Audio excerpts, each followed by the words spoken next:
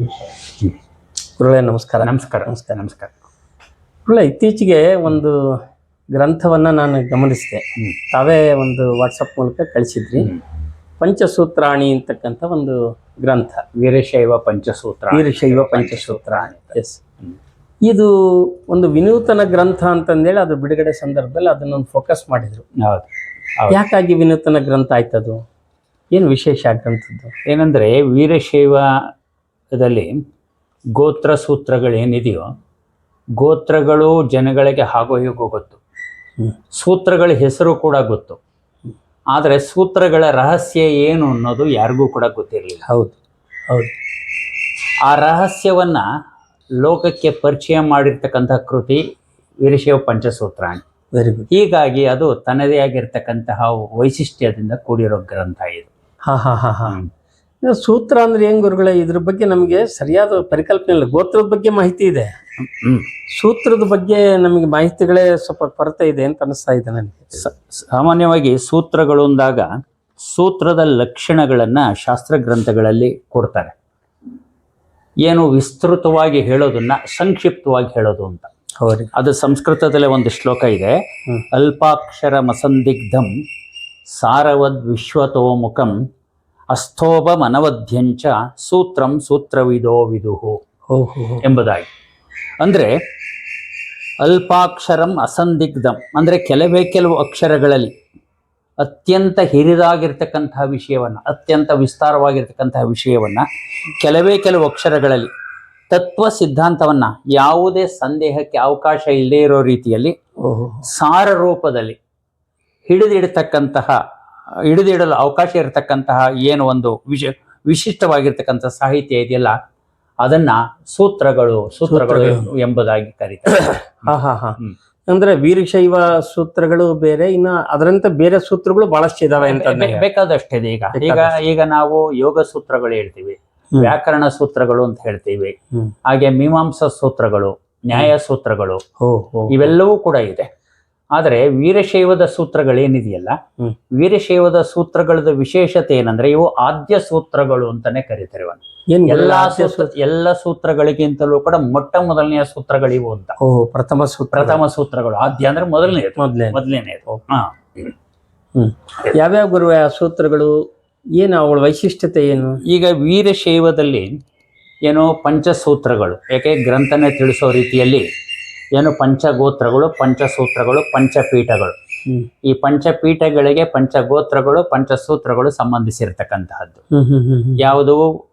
ನಮ್ಮ ರಂಭಾಪುರಿ, ಉಜ್ಜಯಿನಿ, ಕೇದಾರ, ಶ್ರೀಶೈಲ ಮತ್ತು ಕಾಶಿ ಪೀಠಗಳಿಗೆ ಸಂಬಂಧಪಟ್ಟಂತೆ ಏನು ಯಾವ ರೀತಿಯ ಗೋತ್ರ ಇದಾರೋ ಅಂದ್ರೆ ವೀರ, ನಂದಿ, ಭೃಂಗಿ, ವೃಷಭ ಮತ್ತು ಸ್ಕಂದ, ಅದೇ ರೀತಿಯಾಗಿ ಇವರ ಸೂತ್ರಗಳು ಯಾವ್ಯಾವು ಅಂದ್ರೆ ಪಡ್ವಿಡಿ, ರಂಭಾಪುರಿ ಪೀಠದವರ ಅನುಯಾಯಿಗಳ ಸೂತ್ರ ಪಡ್ವಿಡಿ, ಉಜ್ಜಯಿನಿ ಪೀಠದವರ ಸೂತ್ರ ವೃಷ್ಟಿ ಸೂತ್ರ, ಮತ್ತೆ ಕೇದಾರ ಪೀಠದವರ ಸೂತ್ರ ಲಂಬನ ಎಂಬುದಾಗಿ, ಆಮೇಲೆ ಶ್ರೀಶೈಲ ಪೀಠದವರ ಸೂತ್ರ ಮುಕ್ತಾಗುಚ್ಛ ಎಂಬುದಾಗಿ, ಮತ್ತೆ ಕಾಶಿ ಪೀಠದವರ ಸೂತ್ರ ಪಂಚವರ್ಣ ಎಂಬುದಾಗಿ.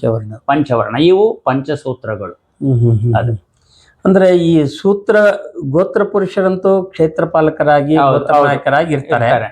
ಸೂತ್ರಗಳು ಯಾವ ರೀತಿ ವೀರಶೈವ ಲಿಂಗಾಯತರ ಜೊತೆಗೆ ಕೆಲಸ ಮಾಡ್ತದೆ? ಅವ್ರಿಗೆ ಯಾಕೆ ಮಹತ್ವ ಅನಿಸ್ತವೆ ಇವು? ಇದು ಸೂತ್ರಗಳು ಕೇವಲ ವೀರಶೈವ ಲಿಂಗಾಯತರಲ್ಲಿ ಮಾತ್ರವಲ್ಲ, ಎಲ್ಲ ವೈದಿಕ ಪರಂಪರೆಯಲ್ಲಿಯೂ ಕೂಡ ಗೋತ್ರ ಸೂತ್ರಗಳು ಇದೆ.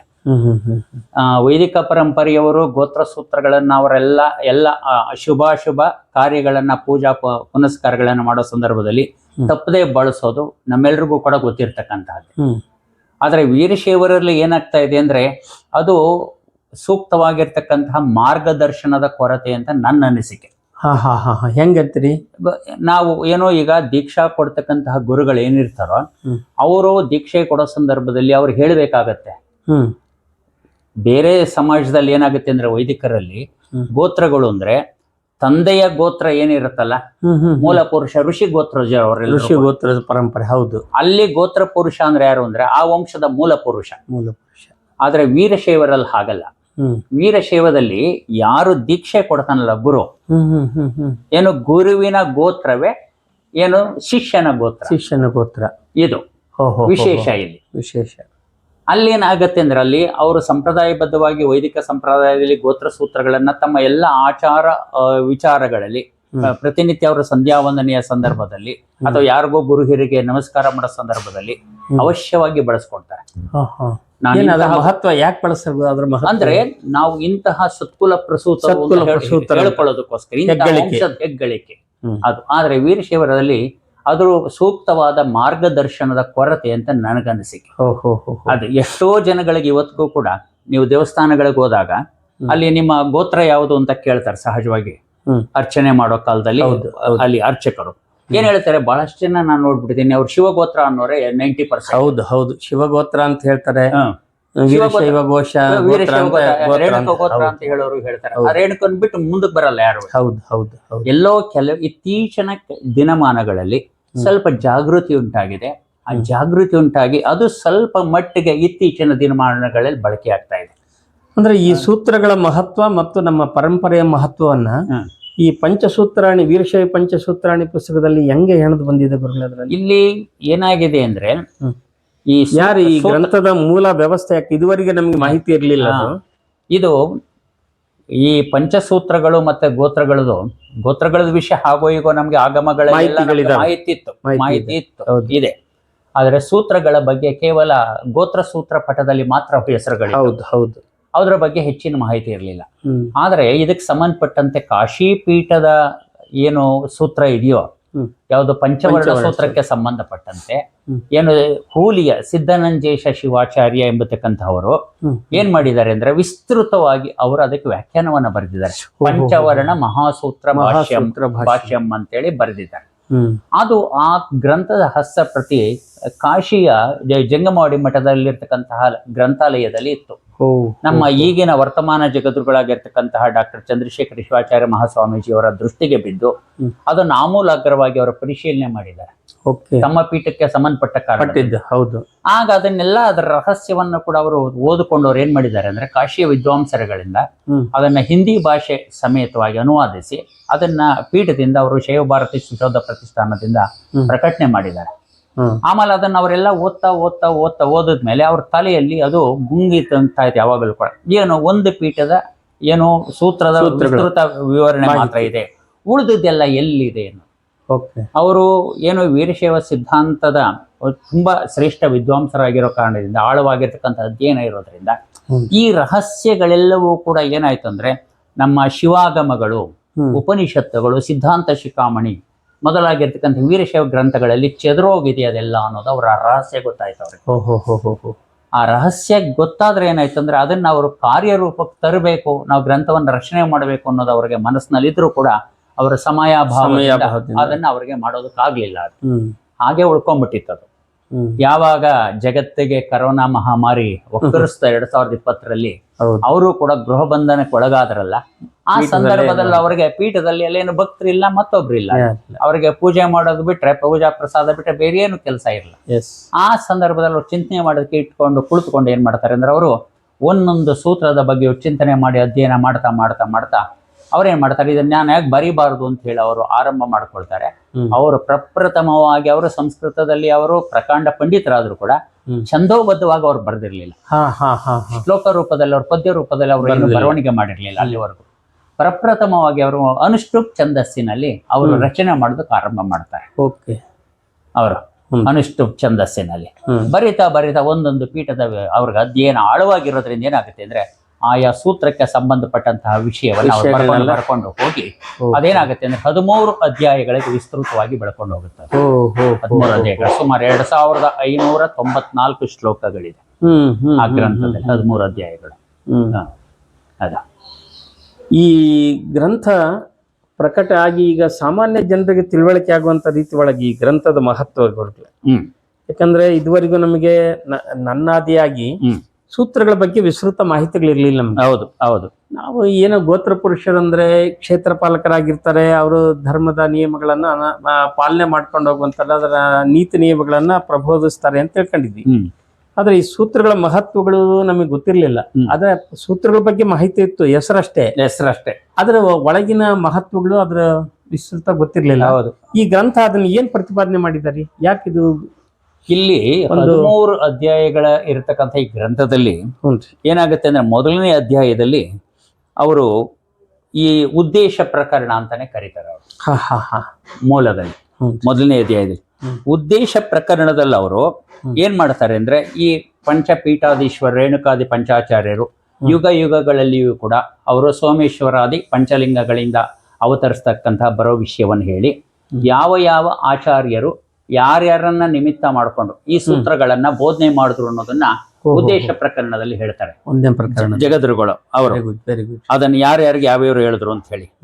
ಈಗ ಅವರು ಹೇಳ್ತಾರೆ, ಅವರು ರೇಣುಕರು ಅಗಸ್ತ್ಯ ಮಹರ್ಷಿಗೆ ಪದ್ವಿಧಿ ಸೂತ್ರ, ಅದನ್ನ ಪಡಿವಿಡಿ ಅಂತ ನಮ್ಗೆಲ್ಲ ರೂಢಿಲಿರೋದು. ಅದು ಪದ್ವಿಧಿ, ಅದು ಪಡಿವಿಡಿ ಅಂತ ನಾವು ಕನ್ನಡದಲ್ಲಿ ಇವತ್ತೆಲ್ಲ ನಮಗೆ ಗೊತ್ತಿರೋದು ಪಡಿವಿಡಿ ಸೂತ್ರ. ಪಡುವಿಡಿ ಅಂದ್ರೆ ಅದನ್ನ ಸೂತ್ರ ಈ ದಾರಿ ಹಿಡಿದು ಹೋಗುವಂತ. ಆದ್ರೆ ಇದು ಪದ್ವಿಧಿ, ಪದ್ವಿಧಿ, ಪದ್ವಿಧಿ, ಪದವಿಧಿ, ಪದವಿಧಿ ಅಂತ ಅದ್ರ ಹೆಸರು. ಪದ್ವಿಧಿ, ಪದವಿಧಿ ಅಂತ. ಆಮೇಲೆ ದಾರುಕಾಚಾರ್ಯರು ದದೀಚಿ ಮಹರ್ಷಿಯನ್ನ ನಿಮಿತ್ತ ಮಾಡಿಕೊಂಡು ವೃಷ್ಟಿ ಸೂತ್ರವನ್ನ ಅವ್ರು ಹೇಳ್ತಾರೆ. ವೃಷ್ಟಿ ಅಂದ್ರೆ ಕನ್ನಡದಲ್ಲಿ ಮಳೆ ಬಗ್ಗೆ ಮಳೆ ಬಗ್ಗೆ ಅಂತ ಏನ್ ಹೇಳ್ತಾರೆ. ವೃಷ್ಟಿ ಅಂದ್ರೆ ಮಳೆನೆ, ಸಂಸ್ಕೃತದಲ್ಲಿ ವೃಷ್ಟಿ ಅಂದ್ರೆ ಮಳೆನೆ ಅದು. ಆಮೇಲೆ ಘಂಟಾಕರ್ಣ ಶಿವಾಚಾರ್ಯರು ವ್ಯಾಸ ಮಹರ್ಷಿಗೆ ಲಂಬನ ಸೂತ್ರವನ್ನ ಹೇಳ್ತಾರೆ. ಇದು ವಿಶೇಷ, ಲಂಬನ ಸೂತ್ರವನ್ನ, ಲಂಬನವನ್ನ.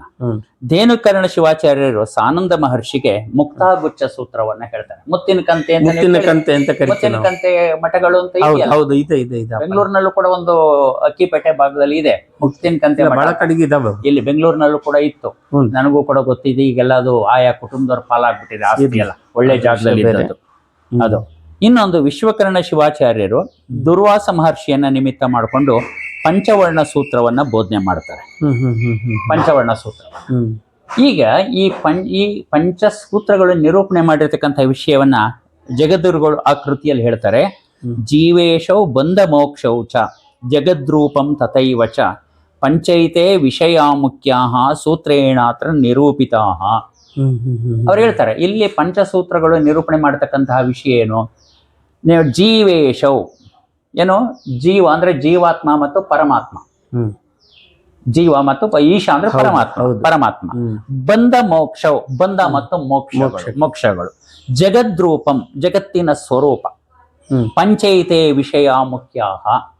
ಈ 5 ವಿಷಯಗಳು ಮುಖ್ಯವಾಗಿ ಸೂತ್ರೇಣಾತ್ರ ನಿರೂಪಿತಾಹ, ಈ ಸೂತ್ರಗಳಲ್ಲಿ ನಿರೂಪಿತವಾಗಿದೆ. ಅಂದ್ರೆ ಈ ಜೀವನು ಶಿವನಾಗುವಕ್ಕೆ ಬೇಕಾಗುವಂತಹ ಬಂಧನಗಳಿಂದ ದೂರ ಆಗುವಂತಹ ವಿವರ ಮಾಹಿತಿಗಳು ಇಲ್ಲಿದೆ.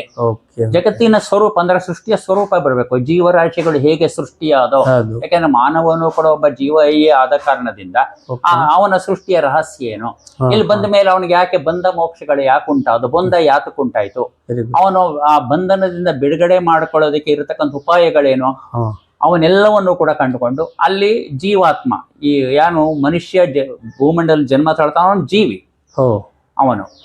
ಅವನು ಇವನಿಗೆ ಮೋಕ್ಷ ಆಗ್ಬೇಕು ಅಂದ್ರೆ ನನಗೆ ಪರಮಾತ್ಮ ಅನುಗ್ರಹ ಆಗ್ಬೇಕು. ಈ ವಿಷಯಗಳನ್ನ ಅವು ನಿರೂಪಣೆ ಮಾಡ್ತವೆ ಅಂತ ಒಂದು ಶ್ಲೋಕದಲ್ಲಿ ಅವರು ಸ್ಪಷ್ಟವಾಗಿ ಹೇಳ್ಬಿಡ್ತಾರೆ. ಅಂದ್ರೆ ಜೀವನದ ಮಹತ್ವಗಳನ್ನ ನಾವು ಹೆಂಗೆ ಜೀವನದ ಉದ್ದೇಶಗಳನ್ನ ಸಾಧಿಸ್ಬೇಕು ಅಂದ್ರೆ ಎಲ್ಲಾ ದರ್ಶನಗಳ ಮುಖ್ಯ ಉದ್ದೇಶ ಏನಂದ್ರೆ ಗುರಿ ಜೀವಾತ್ಮನಿಗೆ ಮೋಕ್ಷವನ್ನು ಉಂಟು ಮಾಡ್ತಕ್ಕಂಥದ್ದು, ಎಲ್ಲ ಜೀವರಾಶಿಗಳಿಗೆ ಆ ಮಾರ್ಗವನ್ನ ಬೋಧನೆ ಮಾಡ್ತಕ್ಕಂಥದ್ದು.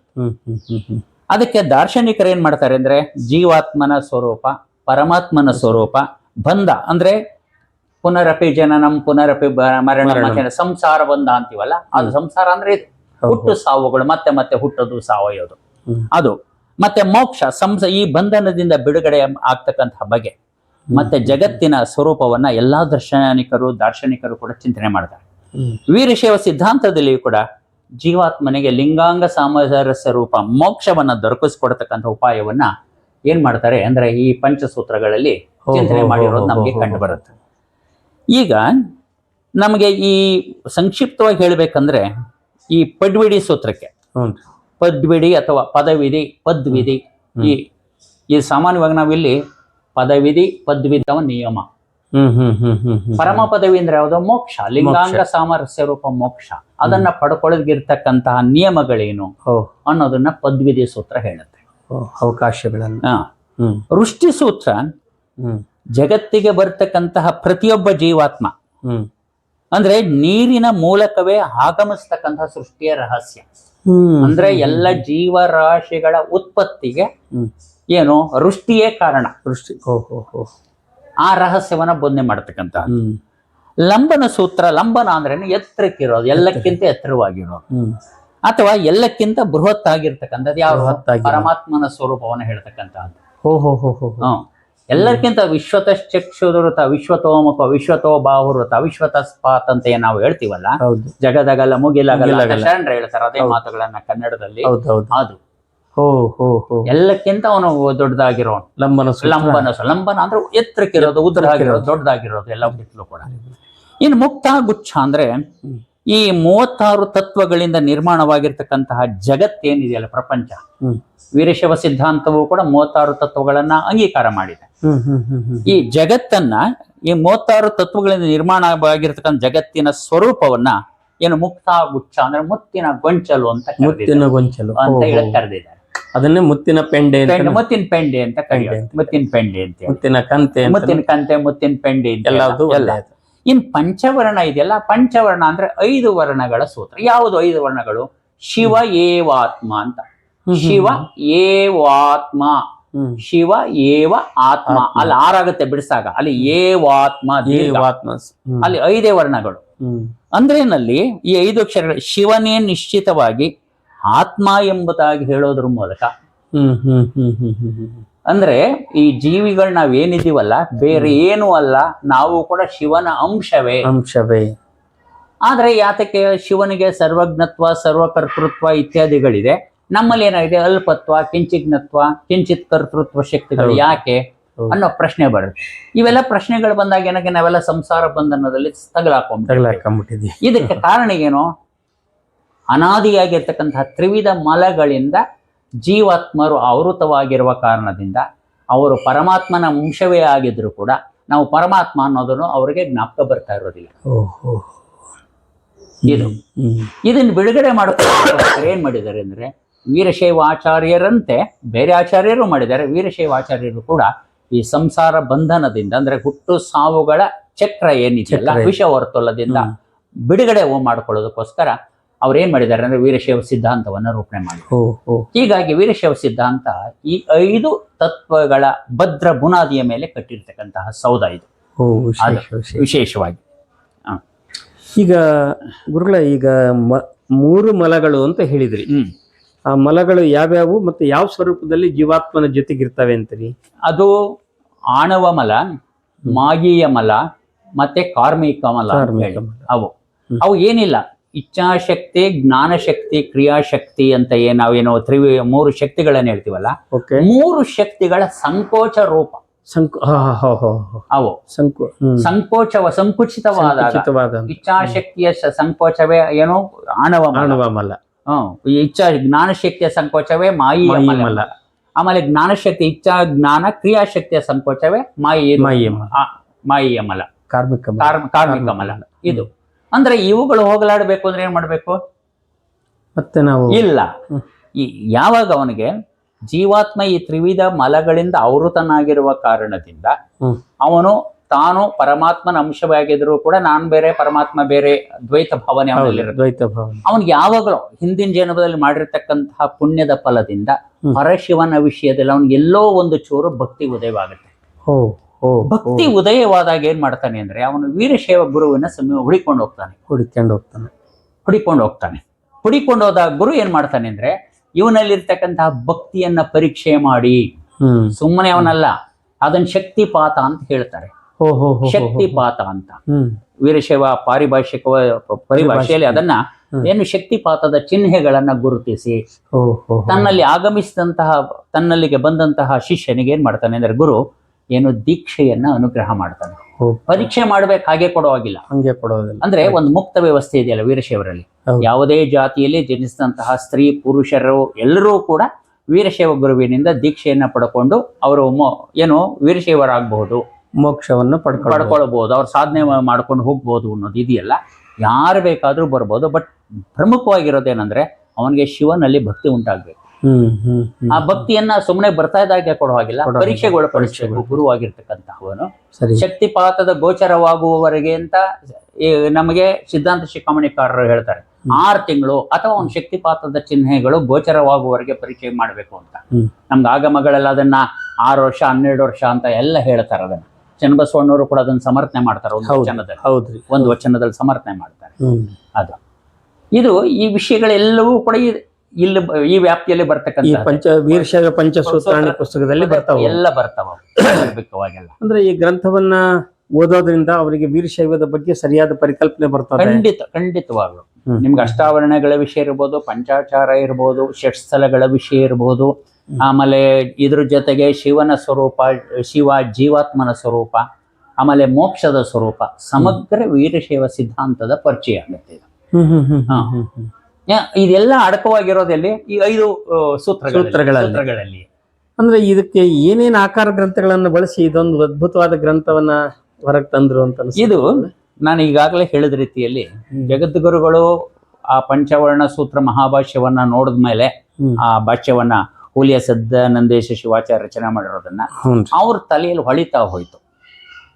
ಈ ವಿಷಯವೆಲ್ಲವೂ ಕೂಡ ಅವ್ರು ಒಂದೊಂದು ಸೂತ್ರದ ಬಗ್ಗೆ ಏನು ಪದವಿಧಿ ಅಂದ್ರೆ ಏನು, ಎಲ್ಲ ಅವ್ರು ಕುಂತ್ಕೊಳ್ಳಿ ನಿಂತ್ಕೊಳ್ಳಿ ಅವ್ರು ಅದನ್ನೇ ಚಿಂತನೆ ಮಾಡ್ತಾ ಇದ್ದವರು. ಪದವಿಧಿ ಅಂದ್ರೆ ಏನು, ವೃಷ್ಟಿ ಅಂದ್ರೆ ಏನು, ಲಂಬನ ಮುಕ್ತ ಗುಚ್ಛ, ಈಗ ಮುತ್ತಿನ ಕನ್ನ ಏನ್ ನೀವು ಹೇಳ್ತಿರಲ್ಲ ಮಳೆ ಬಗ್ಗೆ ಏನಿದು ಚಿಂತನೆ ಮಾಡ್ತಾ ಹೋಗ್ತಾ ಚಿಂತನೆ ಮಾಡ್ತಾ ಇದ್ದಂಗೆ ಅವ್ರಿಗೆ ಅದೇ ಪ್ರೇರಣೆ. ಅವ್ರೇನು ಅವ್ರಿಗೆ ಮಾರ್ಗದರ್ಶನ ಇದೆ ಸಿದ್ಧಾನಂದ ಶಿವಾಚಾರ್ಯರ ಭಾಷ್ಯ. ಹೋದಾಗ ಏನಾಯ್ತು ಅಂದ್ರೆ ಹೇಳಿದ್ನಲ್ಲ ಈಗಾಗಲೇ ಹೇಳಿದ ರೀತಿಯಲ್ಲಿ ಶಿವಾಗಮಗಳಲ್ಲಿ, ಉಪನಿಷತ್ತುಗಳಲ್ಲಿ, ಸಿದ್ಧಾಂತ ಶಿಖಾಮಣಿ ಗ್ರಂಥಗಳಲ್ಲಿ ಈ ವಿಷಯ ಎಲ್ಲ ನಿರೂಪಣೆ ಆಗಿತ್ತು.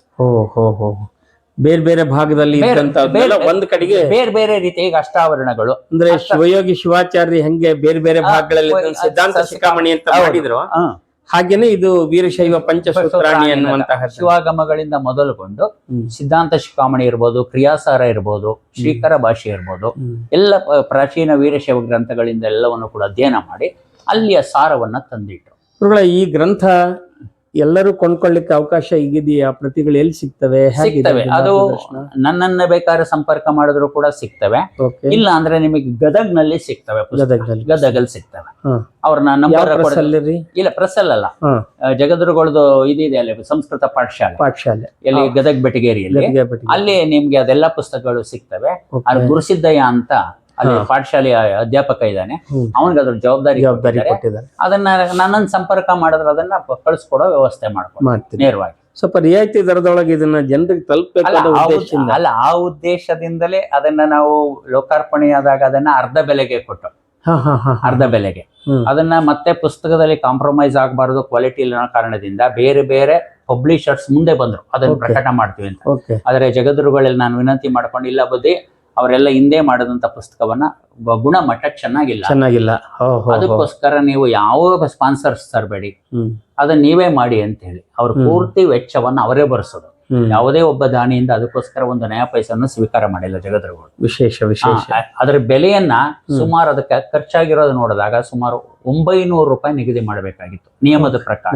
900 ರೂಪಾಯಿ ಆಗ್ತಾ ಇತ್ತು. ಆದ್ರೆ ಇಲ್ಲ, ಜನಗಳಿಗೆ ತಲುಪಬೇಕು ಅನ್ನೋ ಉದ್ದೇಶದಿಂದ, ಅವ್ರಿಗೇನು ವ್ಯಾಪಾರ ಮಾಡೋ ಉದ್ದೇಶ ಇಲ್ಲ, ಲಾಭ ಮಾಡ್ಬೇಕು ಅನ್ನೋ ಉದ್ದೇಶ ಇಲ್ಲ, ಜನಗಳಿಗೆ ತರಬೇಕು ಅನ್ನೋ ಉದ್ದೇಶದಿಂದ ಅದಕ್ಕೆ 600 ರೂಪಾಯಿಯನ್ನ ನಿಗದಿ ಮಾಡಿದ್ರು. ಅದನ್ನ ಅರ್ಧ ಬೆಲೆಗೆನೆ ಹೆಚ್ಚು ಕಡಿಮೆ ಸುಮಾರು ಒಂದು 5-6 ತಿಂಗಳವರೆಗೂ ಕೊಟ್ಟರು. ಆಮೇಲೆ ಅದನ್ನ ಇತ್ತೀಚಿನ ದಿನಗಳಲ್ಲಿ ಅದನ್ನ 400 ರೂಪಾಯಿಗೆ ಕೊಡ್ತಾ ಇದ್ದಾರೆ. 400 ರೂಪಾಯಿ ಕೊಡ್ತಾ ಇದ್ದಾರೆ. ಅಲ್ಲ, ಈಗಲೂ 400 ರೂಪಾಯಿಗೆ ಅದನ್ನ ಜನಗಳಿಗೆ ಕೊಡ್ತಾ ಇದ್ರಿ. ಅಷ್ಟು ಧೈರ್ಯವಾಗಿ ಹೇಳಬಲ್ಲೆ ನಾನು. ಸ್ಪಷ್ಟ ಅಂದ್ರೆ ವೀರಶೈವ ಲಿಂಗವಂತರು ಅನ್ನುವಂತ ಪ್ರತಿಯೊಬ್ಬರು ಕಾಯ್ದಿರಿಸಬೇಕಾದ ಅವರವರ ಮನೆಗಳಲ್ಲಿ ಅಷ್ಟು ಮಹತ್ವದ ಸಂಗತಿಗಳು ಆ ಪುಸ್ತಕದೊಳಗೆ ಇದಾವೆ. ಎಷ್ಟು ಪುಟಗಳನ್ನು ಒಳಗೊಂಡಿದೆ ಗುರುಗಳೇ ಅದು ಪುಸ್ತಕ? ಈ ಕೃತಿನಲ್ಲಿ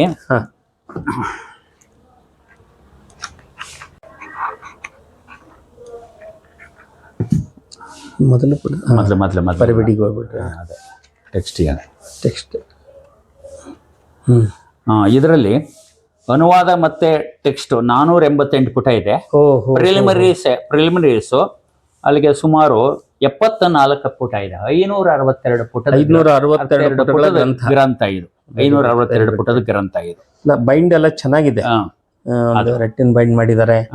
ತುಂಬಾ ಚೆನ್ನಾಗಿ ಕ್ವಾಲಿಟಿ ಪೇಪರ್ ಇದೆ, ಚೆನ್ನಾಗಿದೆ. 5 ಪೀಠಗಳ ಅನುಯಾಯಿಗಳು ಭಕ್ತರಿರ್ಬೋದು, ಜಂಗಮರಿರ್ಬೋದು, ಎಲ್ಲರಿಗೂ ಒಟ್ಟು ಲಿಂಗವಂತರು. ಲಿಂಗವಂತರು ಅವಶ್ಯವಾಗಿ ಇದನ್ನ ಅಧ್ಯಯನ ಮಾಡಿ ಅದನ್ನ ತಮ್ಮ ಸಂಸ್ಕಾರ ಅಧ್ಯಯನ ಮಾಡಿ ಅದರ ಪ್ರಯೋಜನ ಪಡ್ಕೊಂಡ್ರೆ ಎಲ್ಲ ಶ್ರಮ ಏನಿದೆಯಲ್ಲ ಗುರುಗಳು ಮಾಡಿರೋ ಶ್ರಮ ಹುಟ್ಟಿದ್ದಕ್ಕೂ ಸಾರ್ಥಕವಾಗುವಂತ ದಾರಿ ಇದರಲ್ಲಿ ಸಿಗ್ತದೆ. ಹೌದು, ಸಾರ್ಥಕತೆಯನ್ನು ಆಮೇಲೆ ಇಲ್ಲಿ ಅನುವಾದದ ಜೊತೆಗೆ ಪ್ರತಿಯೊಂದು ಶ್ಲೋಕಕ್ಕೆ ಅದನ್ನ ಕನ್ನಡದಲ್ಲಿ ಭಾವಾರ್ಥವನ್ನು ಕೊಟ್ಟಿರೋ ಬಹಳ ವಿಶೇಷ ಭಾವಾರ್ಥ. ಹೌದು. ಆಮೇಲೆ ಅವಶ್ಯಕತೆ ಇರೋ ಕಡೆ ಟಿಪ್ಪಣಿಯನ್ನು ಕೂಡ ಕೊಟ್ಟಿದೆ. ಜಗದ್ಗುರುಗಳು ನನಗೆ ಬರೀ ಅನುವಾದವನ್ನ ಮಾಡಿ ಅಂತ ಹೇಳಿದ್ರು. ಅವರು ಪ್ರತಿ ಪದಾರ್ಥ ಮಾಡ್ತಾರೋ ಹೆಂಗೆ ಅಂದ್ರು, ಇಲ್ಲ ಬರೀ ಪ್ರತಿ ಪದಾರ್ಥ ಮಾಡೋದ್ರಿಂದ ಪ್ರಯೋಜನ ಇಲ್ಲ. ಒಬ್ಬ ಸಾಮಾನ್ಯ ವ್ಯಕ್ತಿ ಅವನು ಆ ಶಬ್ದ ಓದ್ಕೊಂಡು ಅದಕ್ಕೆ ಅರ್ಥ ಓದ್ಕೊಂಡು ಅವ್ನು ಜೋಡಿಸ್ಕೊಳ್ಳೋ ಶಕ್ತಿ ಇರೋದು. ಹೌದು ಹೌದು. ನಾವು ಇದು ಒಬ್ಬ ವಿದ್ಯಾರ್ಥಿಗಾದ್ರೆ ಒಬ್ಬ ವಿದ್ಯಾರ್ಥಿಗೆ ಬೇಕಾಗುತ್ತೆ. ಒಬ್ಬ ಜಿಜ್ಞಾಸು ಭಕ್ತನಿಗೆ ಅವಶ್ಯಕತೆ ಇಲ್ಲ. ಅದನ್ನ ಭಾವಾನುವಾದ ಮಾಡೋಣ ಬುದ್ಧಿ ಅಂತ ಹೇಳಿ. ಆಮೇಲೆ ಅವರು ನನ್ನ ಅನುವಾದವನ್ನ ನಾನು ಇದಕ್ಕೂ ನೋಡಿದಾಗ ಅವರು ಕೆಲವು ಭಾಗಗಳನ್ನ ಕಳಿಸ್ತಾ ಇದೆ ಆಗಿಂದಾಗೆ ಅದನ್ನ ಪ್ರಗತಿ ನೋಡ್ಲಿಕ್ಕೆ. ಅಯ್ಯೋ ನೀವು ಟಿಪ್ಪಣಿ ಎಲ್ಲ ಕೊಟ್ಬಿಟ್ಟಿದ್ದೀರಲ್ಲ ಅವಶ್ಯಕತೆ ಬೇಕಾಗಿರಲ್ಲ ಬುದ್ಧಿಯಿಂದ. ಇಲ್ಲ ಇಲ್ಲ ಇಲ್ಲ ಒಳ್ಳೆ ಕೆಲಸ ಮಾಡಿದ್ದೀರಿ ಅಂತ ಹೇಳಿ. ಅಂದ್ರೆ ಅವಾಗ್ಲೇ ನಮಗೆ ಪೂರ್ತಿ ಪರಿಪೂರ್ಣ ಜ್ಞಾನ ಬರ್ತದೆ. ಅದ್ರ ಬಗ್ಗೆ ಒಂದು ವಿಶ್ವಾಸ. ಯಾಕಂದ್ರೆ ಈಗ ಏನಾಯ್ತು, ಇಲ್ಲಿ ಹೇಳಿರೋ ವಿಷಯ ಈಗ ಎಲ್ಲೆಲ್ಲಿ ಬಂದಿದೆ ಅಲ್ಲಿ ವಿಶೇಷತೆ ಏನು. ಈಗ ಕೆಲವು ಕಡೆ ಏನ್ ಮಾಡಿದೀನಿ, ಸಿದ್ಧಾಂತ ಶಿಖಾಮಣಿ ಶ್ಲೋಕಗಳನ್ನೇ ಕೊಡ್ತೆ. ಆಮೇಲೆ ನೋಡಿ, ಇಲ್ಲಿ ನೋಡ್ಬಿಟ್ಟೆ ನೋಡಿ, ದೇವದೇವ ಮಹಾದೇವ ಜನಿಮ್ಮ ದೇಹಿ ಭೂತಲೆ ಯೋನಿಸ್ತು ಮಾನುಷಿ ತತ್ರ ಮಹಾ ದುಃಖ ವಿವರ್ಧಿನಿ ಅಂತ ಶ್ಲೋಕ. ಅಲ್ಲೇನ್ ಮಾಡ್ಬಿಟ್ಟು ಟಿಪ್ಪಣಿ ನೋಡಿ ಸಿದ್ಧಾಂತ ಶಿಖಾಮಣಿ 379 ಅಂತ ಕೊಟ್ಬಿಟ್ಟೆ. ಆ ಗ್ರಂಥದ ಇದನ್ನ ನೋಡಿ ಅಲ್ಲಿ ನೋಡಿ ಅಂದ್ರೆ ಅಲ್ಲಿಂದ ಇದು ಪ್ರಭಾವಿತವಾಗಿ ಅದೇ ರೀತಿಯಾಗಿರ್ತಕ್ಕ ಅದೇ ಇರ್ತಕ್ಕಂಥ ಶ್ಲೋಕ ಅಲ್ಲಿದೆ. ಈಗ 36 ತತ್ವಗಳು ಅಂತ ಬಂತು. 36 ತತ್ವಗಳು ಯಾವ್ಯಾವು ಅನ್ನೋದನ್ನ ಅದನ್ನ ಪಟ್ಟಿಯನ್ನ ಕೊಟ್ಟೆ ಅಲ್ಲೇನೆ. 36 ತತ್ವಗಳು ಯಾವ್ಯಾವು ಅನ್ನೋದನ್ನ ಸರಿ ಇದೆ ಅದು. ಆಮೇಲೆ ತ್ರಿವಿಧ ಮಲಗಳು ನೋಡಿ ಟಿಪ್ಪಣಿ, ದೀಕ್ಷಾತ್ರಯೇಣ ನಿರ್ದಗ್ಧ್ವ ಜೀವಾನಾಂಚ ಮಲತ್ರಯಂ ಲಿಂಗತ್ರಯಂ ಉಪಾದಿಶ್ಯ ಲಿಂಗತತ್ವಂ ಅಬೋಧಯನ್. ಇಲ್ಲಿ ಅನುವಾದ ಕೊಟ್ಟು ತ್ರಿವಿಧ ಮಲಗಳು, ಆಣವ ಮಾಯಿಯ ಕಾರ್ಮಿಕ, ತ್ರಿವಿಧ ದೀಕ್ಷೆಗಳು, ತ್ರಿವಿಧ ಲಿಂಗಗಳು. ಯಾಕಂದ್ರೆ ಇಲ್ಲಿ ಲಿಂಗಗಳು ಯಾವ್ಯಾವು ಅದಕ್ಕೆ ಪೂರಕವಾದಂತ ಎಲ್ಲ ಮಾಹಿತಿಗಳನ್ನು ಕೂಡ ಅದನ್ನ ಕೊಟ್ಟೆ. ಅಂದ್ರೆ ಜೊತೆಗೆ ಇನ್ನೊಂದು ವಿಶೇಷ ಅಂದ್ರೆ ಪ್ರಸ್ತಾವನೆಯಲ್ಲಿ ಈ ಎಲ್ಲ 13 ಅಧ್ಯಾಯಗಳೇನಿದೆಯಲ್ಲ ಅವುಗಳ ಸಮಗ್ರ ಸಾರವನ್ನ ನೀವು ಒಬ್ಬ ಸಾಮಾನ್ಯನಾಗಿರ್ತಕ್ಕಂತಹ ವೀರಶೈವ ಜಿಜ್ಞಾಸು ಅಧ್ಯಾಯಗಳ ಸಾರವನ್ನ 72 ಪುಟ ಇದೆಯಲ್ಲ, 76 ಪುಟ ಅದನ್ನು ಓದ್ಕೊಂಡ್ರೆ ಅವನಿಗೆ ಅರ್ಥವಾಗ್ಬಿಡುತ್ತೆ. ಅವನಿಗೆ ಅಲ್ಲಿ ಆಸಕ್ತಿ ಬೆಳೆಯುತ್ತೆ, ಒಳಗ ಹೋಗ್ತಾನ ಅವನು. ಸರಿ. ಹಾಗಾಗಿ ಅದು ಪ್ರಸ್ತಾವನೆಯನ್ನ ಸರಿಯಾದ ರೀತಿಯೊಳಗೆ ನೀವು ಅದನ್ನ ಓದ್ರಿ ಅಂತ. ಈ ಒಂದೊಂದು ಅಧ್ಯಾಯ ಇದ್ದು ಕೂಡ ಅದು ವಿಸ್ತೃತವಾಗಿ ಅದನ್ನ ಬರದೆ ನಾನು. ಇಲ್ಲ, ಬಹಳ ಒಳ್ಳೆ ಕೆಲಸ ಮಾಡಿದ್ರೆ ಗುರುಗಳೇ. ಇದುವರೆಗೂ ನಮಗೆ ಸಿಗ್ಲಾರ್ದಂತ ಅದ್ಭುತವಾದಂತ ಒಂದು ಮಾರ್ಗದರ್ಶನ ಈ ಕೃತಿಯಿಂದ ಸಿಗ್ತಾ ಇದೆ ಅಂತ. ಸಿದ್ಧಾಂತ ಶಿಖಾಮಣಿ ಅಂದ್ರೆ ಬಹಳ ವಿಸ್ತೃತವಾದ ಸ್ವರೂಪ ಇತ್ತದು. ಇದು ಸೂತ್ರ ಸ್ವರೂಪದಲ್ಲೇ ನೀವು ಹೇಳಿದಂತೆ ಒಳ್ಳೆ ಕೆಲಸ ಮಾಡಿ ನಿಜವಾಗ್ಲೂ ವೀರಶೈವ ಲಿಂಗಾಯತರು ಅನ್ನುವಂತ ಲಿಂಗವಂತರಿಗೆ ಬಹಳ ಅದ್ಭುತವಾದಂತ ಕೃತಿಯನ್ನ ಕೊಟ್ಟಿದ್ದೀರಿ. ಅದಕ್ಕೆ ನಿಮಗೆ ಎಲ್ಲರ ಪರವಾಗಿ ಧನ್ಯವಾದಗಳು. ಇದನ್ನ ರಚಿಸಿಕೊಟ್ಟಂತ ಗುರುಗಳಿಗೂ ಒಂದು ನಮಸ್ಕಾರವನ್ನ ನಾವು ಹೇಳ್ತಾ, ಇವತ್ತು ನಿಜವಾಗ್ಲೂ ಈ ಕೃತಿ ಹೆಚ್ಚು ಜನಕ್ಕೆ ತಲುಪಬೇಕಾಗಿದೆ. ಅದು ಅವಶ್ಯವಾಗಿ ಮಾಡ್ಬೇಕಾಗಿದೆ. ಹೌದು. ಮತ್ತೆ ಜೊತೆಗೆ ಇದು ಬೇರೆ ಭಾರತೀಯ ಎಲ್ಲಾ ಭಾಷೆಗಳಿಗೂ ಅನುವಾದ ಆಗ್ಬೇಕು. ಯಾಕಂದ್ರೆ ಈಗ ಎಲ್ಲಾ ಭಾಗದಲ್ಲೂ ಕೂಡ ವಿಶೇಷವಾಗಿ ಕಾಶಿ ಜಗದ್ಗುರುಗಳೇನು ಉತ್ತರ ಪ್ರದೇಶ, ತಮಿಳುನಾಡು, ಮಲಯಾಳ ಮತ್ತೆ ಕೇರಳ ಈ ಭಾಗದಲ್ಲಿ ಅನೇಕ ಭಾಷೆಗಳಲ್ಲಿ ಬಂತು. ಅಲ್ಲೇನಾಗಿದೆ ಅಂದ್ರೆ ಎಷ್ಟೋ ಜನ ಅವರು ವೀರಶೈವರೇ ಆಗಿದ್ರು ಕೂಡ ಅವ್ರಿಗೆ ಸರಿಯಾಗಿ ಮಾರ್ಗದರ್ಶನ ಮಾಡದೆ ಅವ್ರಿಗೆ ಲಿಂಗವೂ ಇಲ್ಲ ಮತ್ತೊಂದು ಇಲ್ಲ.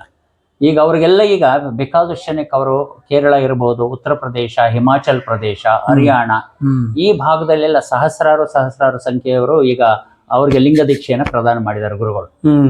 ದೊಡ್ಡ ಗುಂಪೇ ಇದೆ. ಈಗ ರಾಜಸ್ಥಾನಕ್ಕೆ ಹೋದ್ರೆ ಅಲ್ಲೊಂದು 4-5 ಸಾವಿರ ಜನ ಈಗ ಕಾಶ್ಮೀರದಲ್ಲಿ ಬಂದವರೆಲ್ಲ ದೀಕ್ಷೆ ತೆಗೆದುಕೊಂಡು ಅವರು. ಆಮೇಲೆ ಈಗ ರಾಜಸ್ಥಾನಕ್ಕೆ ಹೋದ್ರೆ ಅಲ್ಲಿ 1000 ಜನ ಇದ್ದಾರೆ, ಹರಿಯಾಣದಲ್ಲಿ ಇದ್ದಾರೆ. ಈಗ ಪಂಜಾಬಿ ಎಡಿಷನ್ ಅನ್ನ ಸಿದ್ಧಾಂತ ಶಿಖಾಮಣಿಯ ಪಾರಾಯಣ ಗ್ರಂಥವನ್ನ ಕುರುಕ್ಷೇತ್ರದಲ್ಲಿ ಗುರು ಪೌರ್ಣಮಿ ದಿವಸ ಲೋಕಾರ್ಪಣೆ ಮಾಡಿದ್ರು. ವಿಶೇಷ ಪಂಜಾಬಿ ಆ ವಿಷಯದಲ್ಲಿ ಕಾಶಿ ಜಗದ್ಗುರುಗಳು ಸಿದ್ಧಾಂತ ಶಿಖಾಮಣಿಯನ್ನ ಹಲವಾರು ಭಾಷೆಗೆ ತಂದು ಅದರಲ್ಲೂ ಒಂದು ಪಾರಾಯಣ ಗ್ರಂಥವನ್ನು ಮಾಡಿ ಇವತ್ತು ಮನೆಗಳಲ್ಲಿ ಪ್ರತಿಯೊಬ್ಬ ಮಹಿಳೆಯರು ಅದನ್ನ ಪಾರಾಯಣ ಮಾಡ್ತಾ ಒಂದು ಬೆಳವಣಿಗೆ ನಡೆದಿದೆ. ಅದೊಂದು ದೊಡ್ಡ ಕ್ರಾಂತಿ ಅದು. ಆದ್ರೆ ಇದು ಇನ್ನೂ ಮುಂದುವರೆದ ಭಾಗವಾಗಿ ಇದು ಆಗ್ಬೇಕು. ಎಲ್ಲ ನಮ್ಮ ಮಠಮಾನ್ಯಗಳು ಇದರ ಬಗ್ಗೆ ಒಂದು ವಿಶೇಷವಾದಂತ ಕಾಳಜಿ ವಹಿಸಬೇಕು. ಅವರು ಮಠಮಾನ್ಯಗಳಿಗೆ ಜವಾಬ್ದಾರಿ ತುಂಬಾ ದೊಡ್ಡದು. ಯಾಕಂದ್ರೆ ತಾವೇ ಮಾಡ್ಬೇಕು, ಮಾಡದೇ ಇರೋದನ್ನ ಈಗ ಗುರುಗಳು ಮಾಡಿಕೊಟ್ಟಿದ್ದಾರೆ. ಅದನ್ನ ಜನಸಾಮಾನ್ಯರಿಗೆ, ಭಕ್ತರಿಗೆ ಮುಟ್ಟಿಸ್ತಕ್ಕಂತ ಕೆಲಸ ಮಾಡೋದು, ಸುಮ್ಮನೆ ಗ್ರಂಥ ಮುಟ್ಟಿಸೋದಲ್ಲ. ಹೌದು, ಇವರ ಮಠದಲ್ಲಿ ಅವರು ನಿರಂತರವಾಗಿ ಉಪನ್ಯಾಸಗಳನ್ನ, ಪ್ರವಚನವನ್ನ ಮಾಡೋದ್ರ ಮೂಲಕ ಅದನ್ನ ಜನಗಳಿಗೆ ಮುಟ್ಟಿಸೋ ಕೆಲಸ ಮಾಡಬೇಕು ನಮ್ಮ ಮಠಾಧಿಪತಿಗಳು. ಅಲ್ಲ, ಅದು ಆ ವಿನಂತಿಯನ್ನು ನಾನು ಎಲ್ಲಾ ಮಠಾಧೀಶರಲ್ಲಿ ನಾನು ಮಾಡ್ಕೊಳ್ತೀನಿ.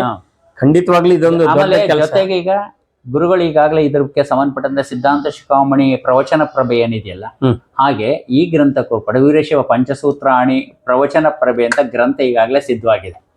ಅದು ಫೈನಲ್ ಸ್ಟೇಜ್ ಅಲ್ಲಿ ಇದೆ. ಆದ್ರೂ ಆ ಗ್ರಂಥದ ಸಂಪಾದನೆ ಜವಾಬ್ದಾರಿಯನ್ನು ಕೂಡ ಗುರುಗಳು ನನ್ಗೆ ವಹಿಸಿಕೊಟ್ಟಿದ್ದಾರೆ. ಅದು ನನಗ್ ಬರುತ್ತೆ ಇಷ್ಟರಲ್ಲೇ. ಬಹಳ ಸಂತೋಷ.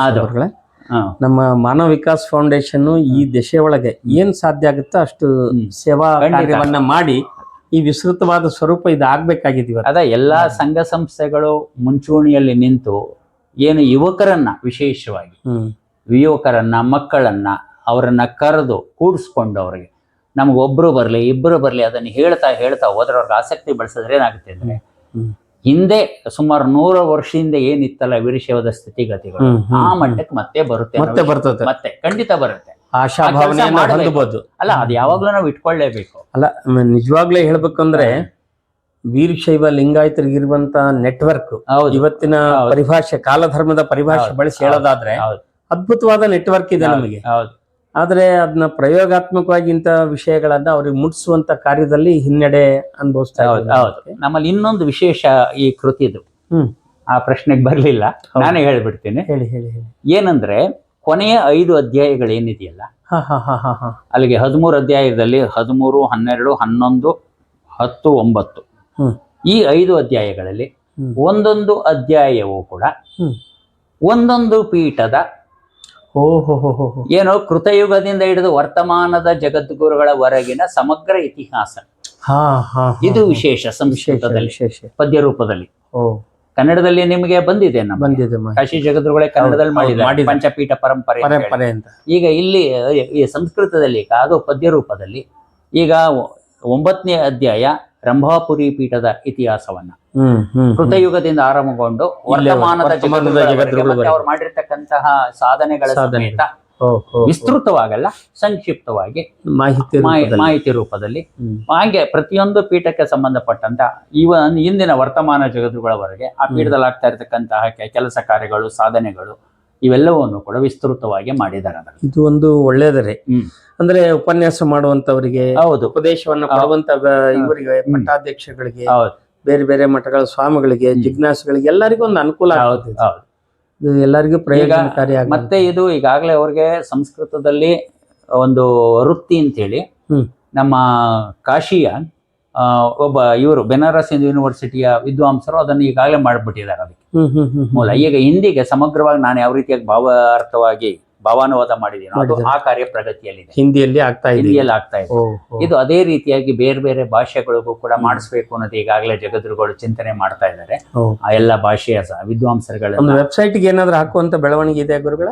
ಖಂಡಿತವಾಗಲೂ ಜಗದ್ಗುರುಗಳು ಯಾವಾಗ್ಲೂ ಅವರ ಜ್ಞಾನವನ್ನ ಹಂಚೋದ್ರಲ್ಲಿ ಮುಂಚೂಣಿಯಲ್ಲಿ ಎಲ್ಲ ಅವರ ಲೈಬ್ರರಿನ ಪೂರ್ತಿ ಅವರು ಸ್ಕ್ಯಾನ್ ಮಾಡಿಸ್ಬಿಟ್ಟು ಎಲ್ಲವನ್ನು ವೆಬ್ಸೈಟ್ ಹಾಕ್ಬಿಟ್ಟಿದ್ದಾರೆ. ಎಲ್ಲವನ್ನು ಸಮಗ್ರವಾಗಿ ಈ ಕೃತಿನೂ ಸಿಗುತ್ತೆ.